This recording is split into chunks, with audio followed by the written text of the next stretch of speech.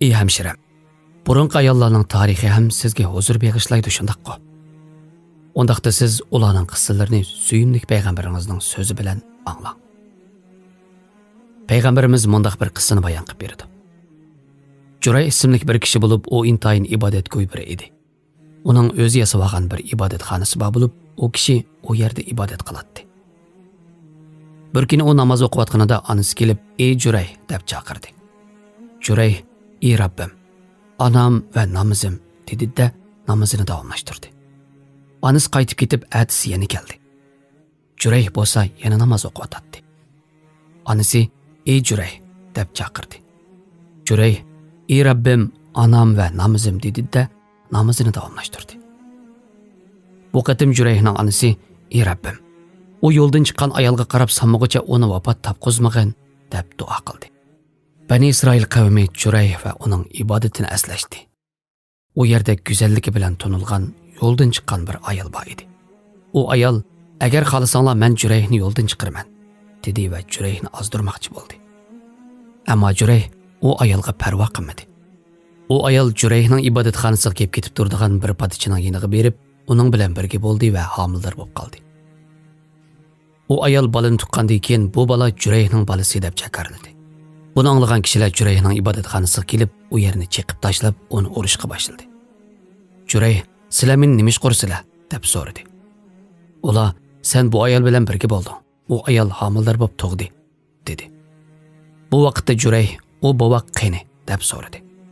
Ular bovoqni olib kelishdi. Juray, "Mening namoz o'qib duo qilishimga ruxsat beringlar" dedi va namoz o'qidi. Namoz o'qib bo'lgandan keyin bovoqning yoniga kelib, uning qo'rsiqini silab turib, "Ey bola, sening dadang kim?" dedi. Bovoq, "Palonchi padichi" deb javob berdi. Shuning bilan kishilar Jurayning yoniga kelib, uning badanini silab suyishga boshladi. Kishilar Jurayga, "Biz sana oltindan bir ibodatxona yasab beraylik" dedi. Juray, "Uning keragi yo'q. Menga burunqidek laydan bir ibodatxona yasab bersanglar yetarlik" dedi. Shunda qilib ular Jurayga laydan bir ibodatxona yasab berdi. Ey hamshiram, go'zallik qo'g'dilishga tegishli bir ne'mat. Siz go'zalligingiz va ayollik tabiatingizni kishilarni ozdiradigan qoral qilib olmang. Go'zallikni diqqatni tortish va jalb qilish uchun qo'llanish yo'ldan chiqqan ayollarning qiliqi. Isilzoda ayollar go'zallikni qo'llanmaydi. Nazokat va jalbkorlik erlarni o'ziga tortadi. Shuning uchun siz o'zingizni qo'g'dang. Haqiqatan Alloh taolo pak ayollarga xitob qilib mundaq dedi. Ey payg'ambarning ayollari, sizlar boshqa ayollarning hech biriga o'xshamaysizlar. Sizlar yot erlarga so'z qilganda nozlanib so'z qilmanglar. Nozlanib so'z qilsanglar dilida kasal bor odam sizlarga qarata tamadi bo'lib qoladi. Gumondan xoli yaxshi so'zni so'zlanglar. Siz ayollik nazokatingizni o'rinsiz yerlarda qo'llansangiz, boshqalar sizni osonlik qo'lga keltirguli bo'ladigan qadrsiz birlarga o'xshatib qoladi. Siz qadr qimmatingizni qo'g'dang. Bozordagi savdogarga bergan taklifingiz savdogarning sizga qo'ygan bahosidan qimmatli bo'lsin. Xizmatdoshlaringizning oldida tamkin bo'lingki, inovatingiz bebaho bo'lsin. Ishikingizni butunlay yepib o'tmay, yerim qo'yib birarsi yoshirin kirmoqchi bo'lsa, uningdan shikoyat qilmang. Chunki uning kirishiga siz o'zingizmi yordamchi bo'ldingiz. Agar sizning xizmatingiz sizni qadrsiz qilib jahannamga boshlaydigan bir xizmat bo'lsa, u qanchalik qimmatli bo'lishidan qat'iy nazar uningdan voz keching. Sizning rizqingiz dunyoning narida bo'lishiga qaramasdan sizga yetib keladi. Chunki rizq insonlarning qo'lida emas, balki Allohning qo'lida. Allohning qo'lidagi rizqni uningga osiylik qilish orqali og'ilib olmaydi. Ey hamshiram, bolalaringizga badduo qilishdan saqlaning. Chunki siz badduo qilgan vaqt duo ijobat bo'lgan vaqtga udul kelib qilishi mumkin. Agar bunday bo'lib qolsa, bolangizni halok qilgan bo'lasiz. Chunki ota-onaning duosi intayin kuchli. Masalan, Jurayga yetgan barcha musibat onasining badduosi sababidan bo'ldi. Onasi uning yo'ldan chiqqan ayollarga qarab selish uchun duo qilgan edi. Bilganingizdek, u onaning duosi duo ijobat bo'lgan vaqtga udul kelib, duosi ijobat bo'ldi. Umar ibn Xattob radhiyallohu anhu bir kuni qo'li palash bo'lib qolgan yashangan bir bovoyni ko'rib, "Qo'lingga nima bo'ldi?" deb so'radi. O kishi jahiliyat vaqtida dadam menga ilohim palash bo'lib qolasan deb badduo qilgan edi. Rost degandek palash bo'lib qoldim, dedi. Buni anglagan Ömer jahiliyat davrida qilgan bir otaning duosi islomda qandoq bo'la, dedi. Azharur Riyat nomli kitobda Qozi Iyazning aytishicha, Zamaxsharining puti kesilgan bo'lib, buning sababi so'ralganida u bu onamning badduosi sababidan. Chunki men kichik vaqtimda bir qushning putiga ip bog'lab qo'yib tartgan edim. Qushning puti uzilib ketgan edi. Onam buni ko'rib qushga qayg'urib, "Sen qushning putini uzgandek, Allohim sening putingni uzib etsin" deb badduo qilganligini. Keyin u Buxoroga ilm tahsil qilish uchun kelganida, uloqdan yiqilib tushib puti sunib ketganligi va uni kesishga majbur qilganligini aytgan. Ey hamshiram, Alloh sizga rahmat qilsinki, tilingizni ching tuting.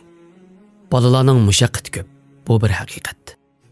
Hamda tozalagan uylaringizni kaynidilla buzib etishi mumkin. Poki surtgan tomlaringizga jijilab qo'yishi mumkin. Bu shukr qilishga tegishli bir ish. Chunki bolangiz nihoyat sog'lomkan, menga olaydi ekan. Uylarni maynat qila olaydi ekan. To'g'ri, siz charchaysiz.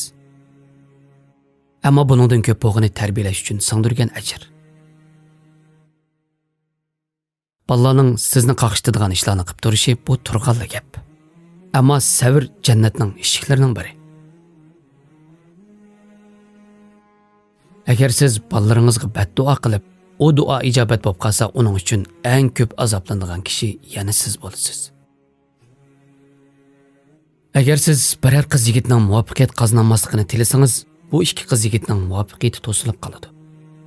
Siz g'azablangan har bir daqiqada ularni yaxshilikdan mahrum qilasiz. Muvaffaqiyatga erishamaslik bu bir baxtsizlik.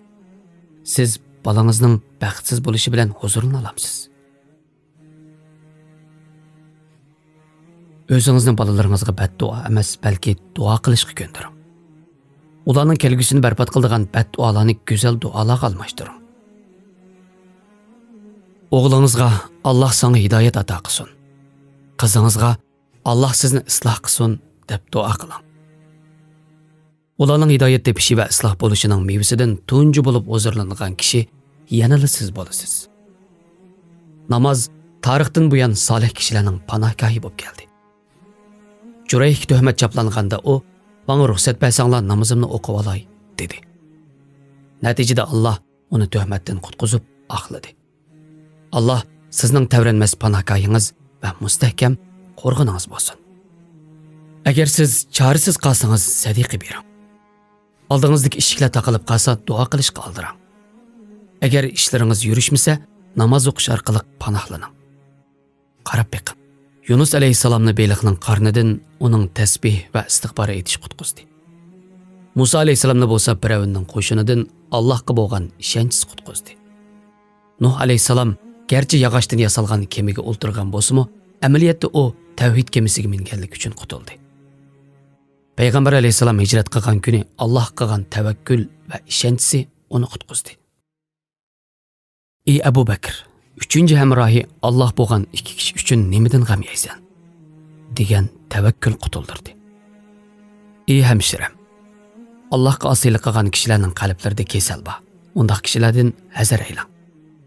Undaq kishilar hammalarning o'ziga o'xshash bo'lishini xohlaydi. Masalan, heliqi yo'ldan chiqqan ayol Jurayhning hayosidan bearam bo'lib, uni yo'ldan chiqarishni xohladi emasmi? Siz solihligingiz va iftingiz bilan kamchilligi bor kishilarga o'zining kamchilligini asildisiz. Parxor kishilarga ishonchli kishilar azor beradi. Chunki u ishonchlik biri bo'lish sifati bilan parxorning qanchalik pastkash bir ekanligini namoyon qiladi. Yo'ldan chiqqan ayollarga iffatlik ayollar azor beradi. Hijobingiz hijobsiz birisiga ruhiy jihatda besimib keladi. Sizning oilangizga bo'lgan sabringiz sabrsiz, itoatsiz ayollarni bearam qiladi. Ilgari Lut qavmi Lutning tavallarini shahringlardan haydab chiqaringlar. Ular pok kishilardir degan edi. Chunki nopok insonlar pok kishilardan bearam bo'ladi.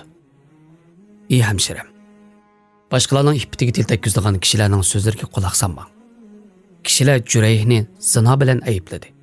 Halbuki u pok bir inson edi. Uning qavmi u ayolning yollanganligini bilganiga qaramasdan uningga ishonmadi. Bilganimizdek jamiyatda nurg'un iffatlik ayollarga zulm qilingan. Nurg'un ishonchli kishilar xiyonat bilan ayblangan. Agar tuhmat qilingan biror gap so'z anglab qolsangiz, uni o'zingizla biling. U gap so'zni ko'chaga chiqib yaymang. Agar bu tuhmat emas, haqiqiy bir ahvol bo'lgan taqdirda siz buzuqchilikni tarqatishga yordam qilgan shaytonning elchisi bo'lib qolasiz. Agar bu haqiqatan bir tuhmat bo'lsa, boshqalarning obro'yiga ta'sir yetkazgan bo'lasiz. Bir kishi boshqalarning aybini yapsa, Allohmi u kishining aybini yapadi. Kishi o'zi nima tergan bo'lsa, shuningdan hosil oladi. Bir kishi boshqalarning aybini oshkorlasa, Allohmi uning aybini oshkorlaydi.